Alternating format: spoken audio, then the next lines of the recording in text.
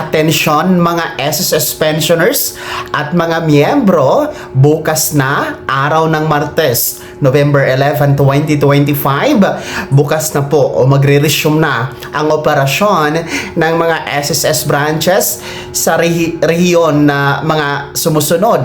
Region 1, Region 2, Region 3, Region 4-A, Region 4-B, Region 5 at Region 8. Dahil nga po mga ka-vlogs, no, ayon sa anunsyo ng SSS ay sarado po ang mga branches ni SSS dyan na mga rehiyon na nabanggit sa araw na ito, November 10, 2025, araw ng Lunes. Dahil nga po ito sa pinsalang dulot, no, ng nananalasang Super Typhoon O1 o bagyong O1 mga ka-vlogs, no, at ayon po sa proclamation number 106 ni Pangulong Bongbong Marcos ay diniklara nga po na walang pasok sa mga rehiyon na yan ang mga opisina ng gobyerno, kabilang nga po ang SSS. Kaya po uulitin ko ang Region 1, Region 2, Region 3, and Region 4-A, Region 4-B,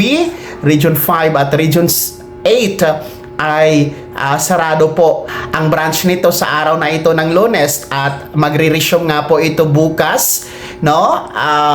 November 11, araw po yan ng Martes. Kaya kung meron kayong sadya sa SSS, sa mga rehiyon na yan, kung meron kayong mga follow-up, mga kailangan talagang i-walk-in, no? Lalong-lalo pa kung mag-comply kayo ng AKOP, no, na walk-in sa branch, ay bukas pwedeng-pwede na po yan, no? Dahil magre-resume po ang operasyon ni SSS.